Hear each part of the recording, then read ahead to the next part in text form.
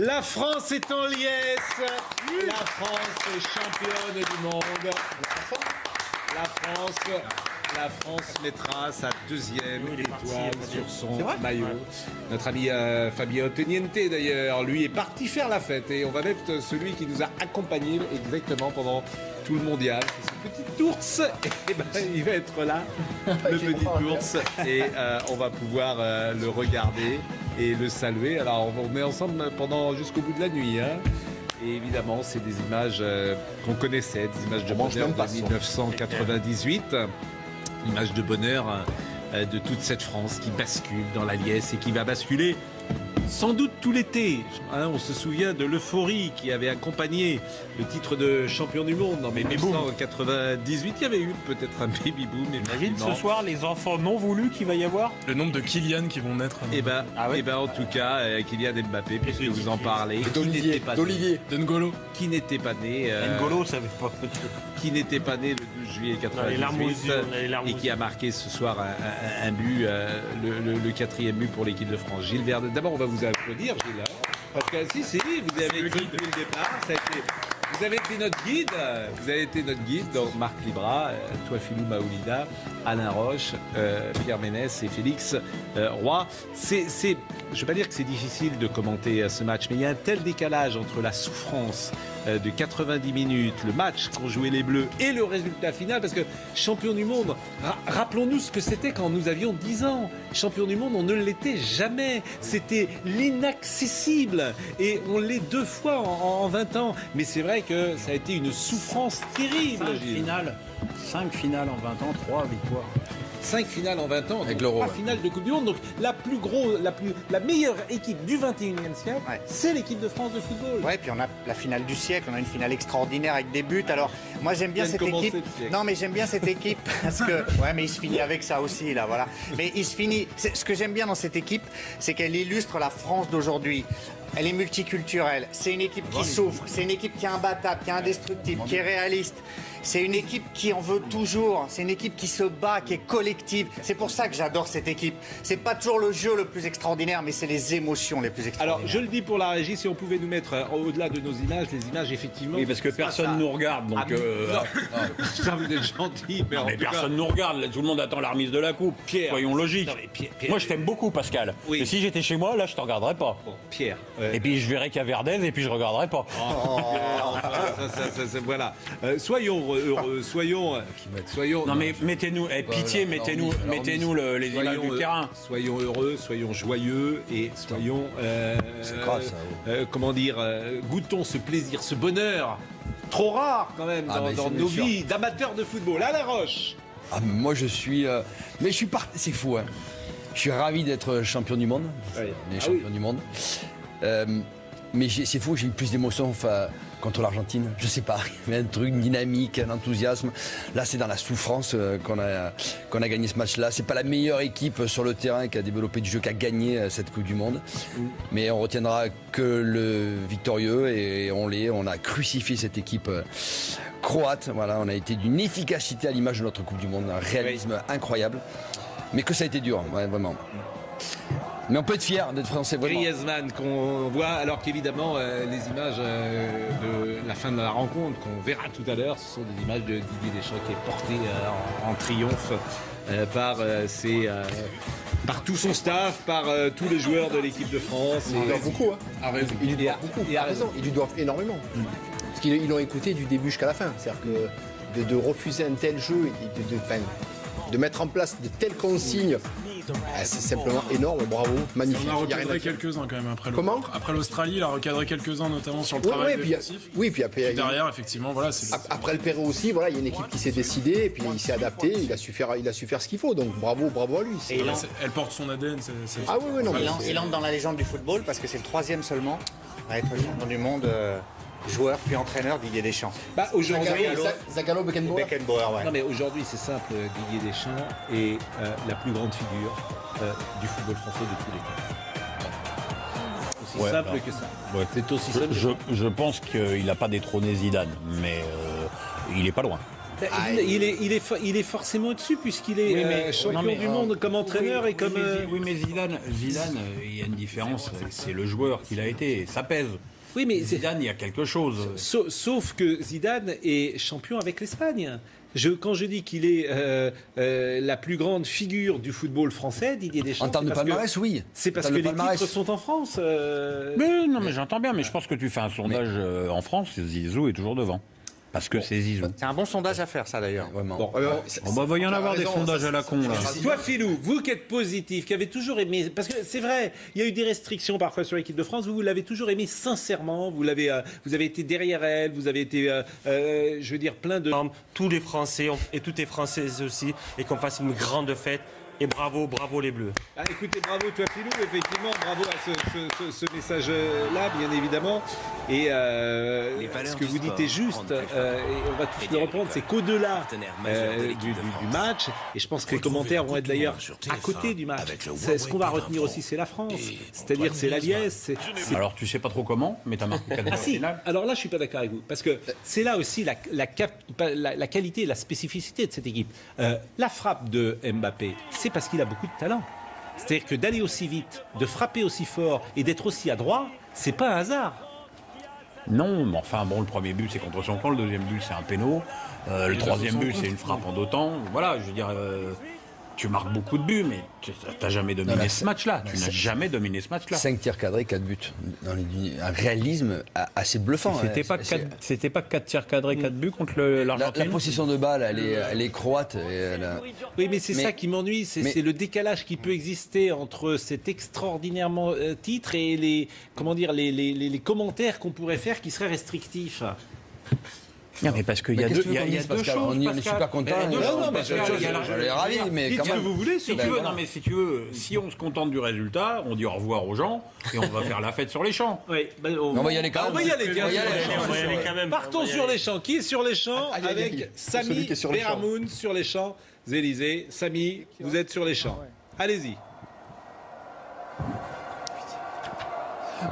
Oui Pascal, c'est évidemment une explosion de joie. L'avenue des Champs-Élysées s'est remplie en quelques minutes seulement, de l'Arc de Triomphe jusqu'à la place de la Concorde. Alors on voit ici évidemment énormément de personnes dans une liesse partagée, des drapeaux, des fumigènes. Des personnes se sont installées sur des kiosques et c'est ici évidemment un moment de communion et d'une France heureuse ensemble et unie, une communion entre tous les Français qui passent évidemment un excellent moment dans ce moment assez incroyable, c'est assez impressionnant à voir. Alors de nombreux commerces se sont barricadés ici tout au long de l'avenue des Champs-Élysées, mais pour le moment c'est assez bon enfant, pas de débordement à notifier.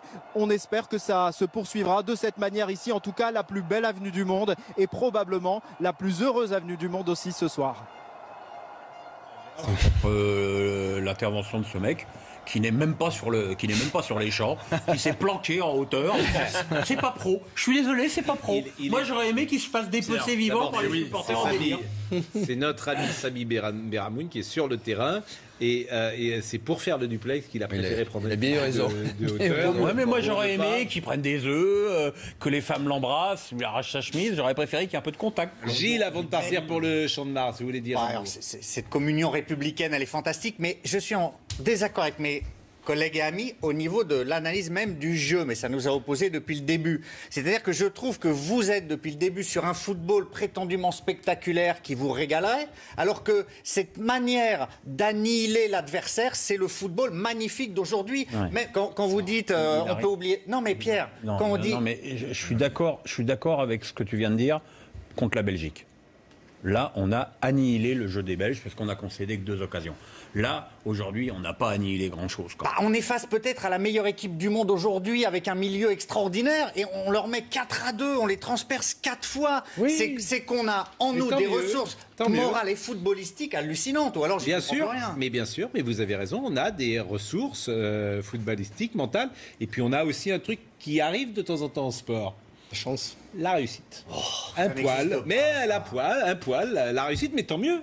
Tant mieux, parce que quand on voit le bonheur aujourd'hui de la France, et notamment de la jeune génération, qui va faire la fête toute la nuit, qui va se souvenir de ça pendant des années, qui effectivement est heureux de... Ce que disait Michel Boujna tout à l'heure à 16h, on en a besoin en France. On a besoin de trouver un terrain sur lequel on peut tous se réconcilier, se rassembler et avoir quelques sourires. Et ben je trouve que c'est parfait. Qu'est-ce que vous voulez que je dise? C'est parfait. C'est parfait, on est heureux. Oui, pour rejoindre Gilles, juste cette victoire, cette équipe de France qui remporte la Coupe du Monde est symptomatique du foot, ce qui est devenu le football aujourd'hui, ça en dit long.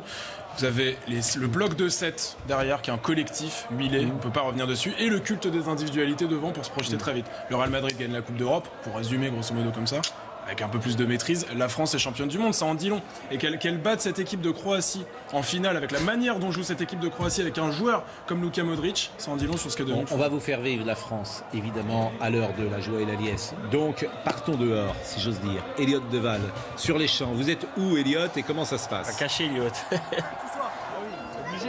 J'étais là, Pascal, bonjour. La France est championne du monde. Je suis avec deux frères qui étaient présents il y a 20 ans et qui aujourd'hui sont de nouveau sur les champs. Je suis au milieu des Champs-Élysées. Calmez-vous les amis, je suis au milieu des Champs-Élysées. Et depuis 16h, il y a une ambiance. C'est un stade à ciel ouvert, des centaines de milliers de personnes. On attend plus d'1 million de personnes aujourd'hui. Racontez-moi, 20 ans après, qu'est-ce que vous ressentez maintenant? C'est énorme, c'est un truc de dingue. Bon, c'est vrai que tous les favoris se sont fait éliminer au fur et à mesure, mais on se rend compte que l'équipe de France, ils sont là. La finale, elle est là. Mbappé, il est royal. Merci Kylian, Ballon d'Or. Merci pour tout. Merci. Et franchement, voilà quoi, c'est que du bonheur. La fête va durer jusqu'à peu près 4h du matin, de la Porte-Maillot jusqu'aux Tuileries, en passant évidemment par les Champs-Élysées. Tout est bouclé. Plus d'1 million de personnes sont attendues après France 98. 20 ans plus tard, c'est la fête. Pascal, on est champion.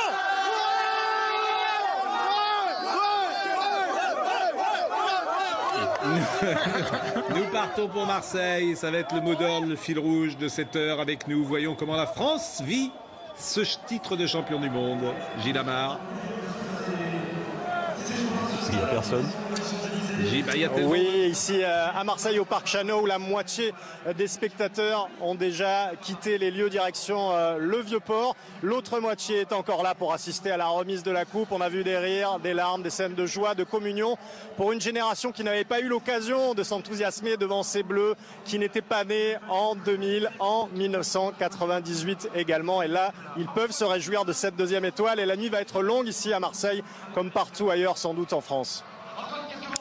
Merci Gilles Amar, c'est très symptomatique cette envie d'immédiatement faire la fête. Alors vous voyez ces images, on va les commenter parce que à gauche, j'imagine, c'est dans les rues de Paris. Je reconnais effectivement une des rues. Samy Sfaxi sur la moto. Samy, faites attention à vous, soyez prudents. Mais regardez, ça c'est magnifique, messieurs.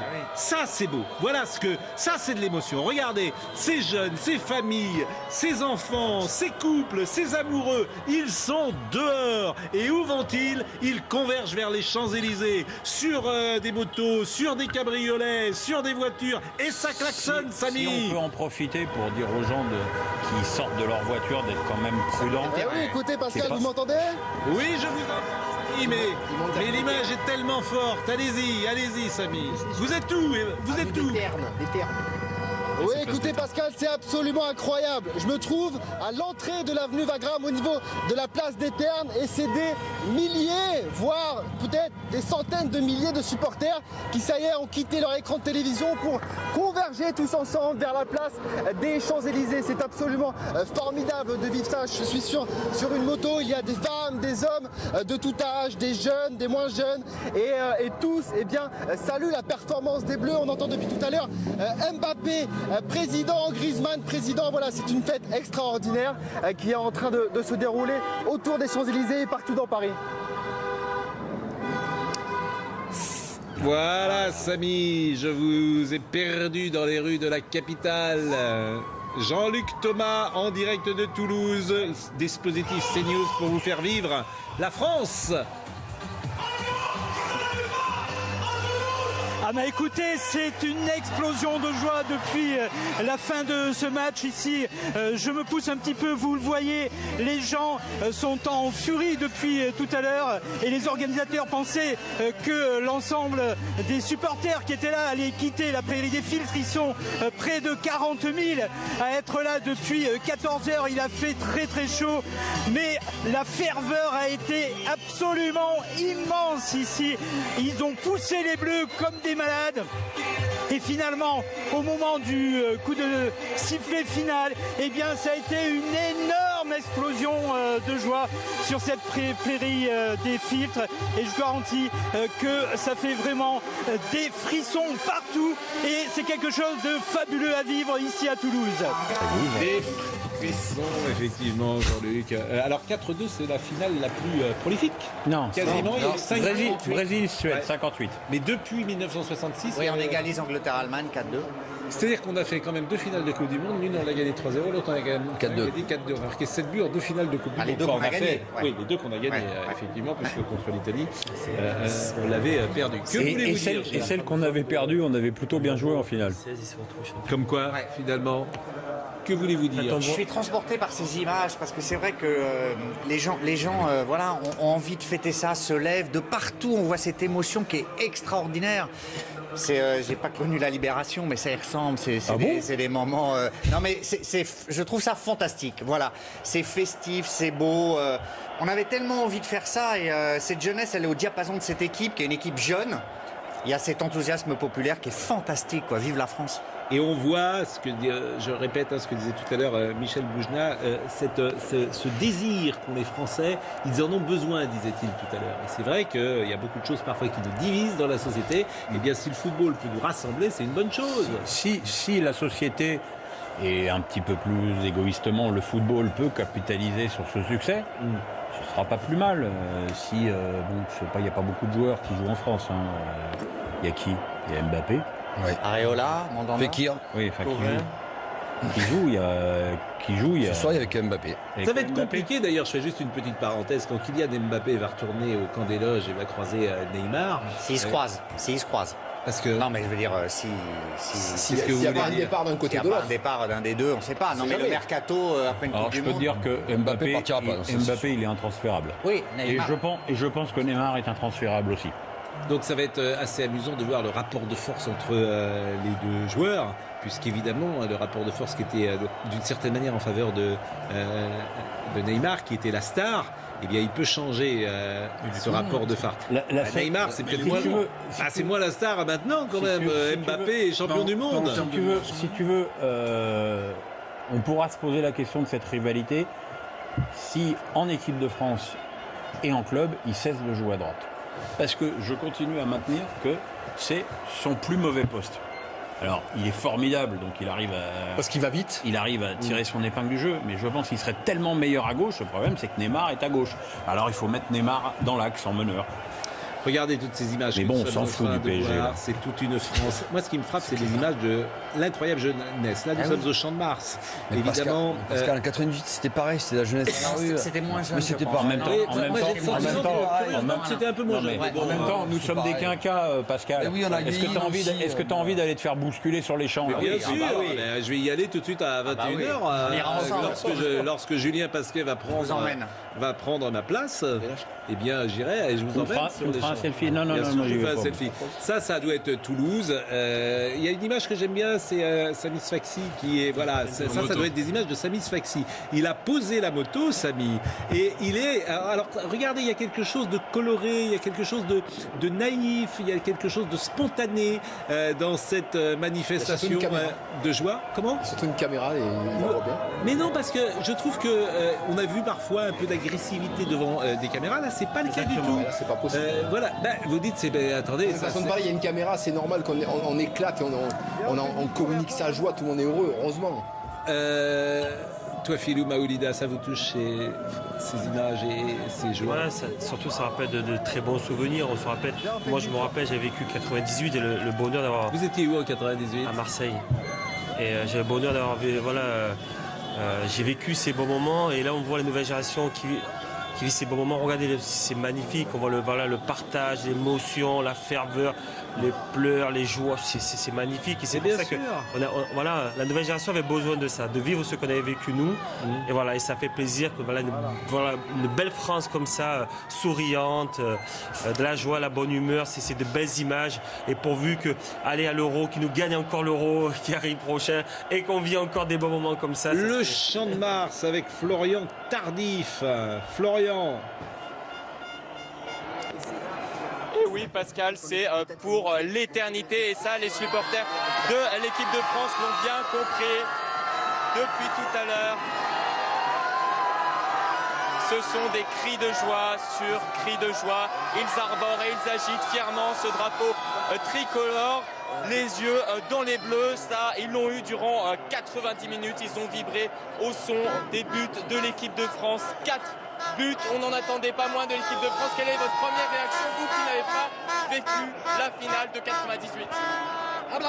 Très contente, très émue de pouvoir le vivre en direct avec plein de supporters, on est des milliers et c'est beaucoup d'émotions et on est très contents et on espère que dans 4 ans on pourra revivre la même chose. Vous l'avez compris, beaucoup d'émotions car les supporters tricolores ont vibré durant toutes ces minutes, ces 95 minutes exactement avec ces bleus qui ont tout simplement été fantastiques et ça sera une nouvelle fois pour l'éternité, cette deuxième étoile et tous ces supporters tricolores qui vont malheureusement devoir acheter un nouveau maillot de football pour arborer une nouvelle fois fièrement cette deuxième étoile. Seule la victoire est belle. Merci Monsieur Deschamps, champion du monde, joueur, champion du monde, entraîneur, le meilleur, c'est Christian Vella qui nous dit ça sur hashtag Destination Moscou. J'ai pas encore vu un tweet d'Emmanuel Macron. Je sais pas s'il y a des réactions déjà des politiques. Il n'y a pas de mettre jour férié sorti. Non, il n'y a pas de jour férié. C'était hier le jour férié. Ça va être beau les chants demain. Samy, ça va être magnifique. Samy Sfaxi. Où est Samy? Il était tout à l'heure. Pour ceux qui connaissent Paris, avenue de Wagram, qui remonte sur la place de l'Étoile, quasiment sur les Champs-Élysées. Samy, vous êtes où pour le moment?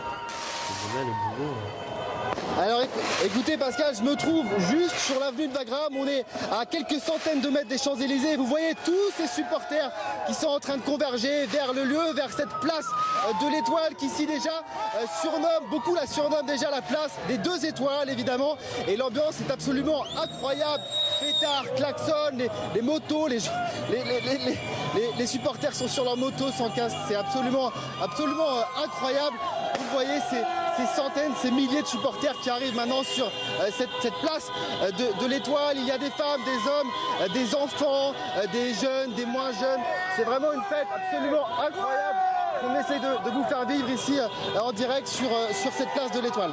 C'est sympathique ces images, effectivement. Vous êtes avenue de Wagram. On va peut-être aller en Russie avec Nicolas Paillard. Nicolas, pour les premières réactions, vous avez peut-être croisé...